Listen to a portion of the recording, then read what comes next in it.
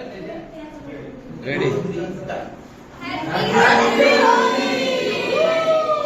दिव्यांग social foundation Akola, perfect social group Akola, Divya ज्ञान महिला बहुउद्देशीय संस्था आणि अकोल्यातील तमाम NGO एकत्र येऊन आज सूर्योदय बालगृह अकोला येथे आगळी वेगळी रंगपंचमी साजरी केली आणि या सर्व बालगोपालांनी आपलं नृत्य, संगीत, गायन, वादन आणि रंगोत्सव या कार्यक्रमात आपली प्रतिभा दाखवली।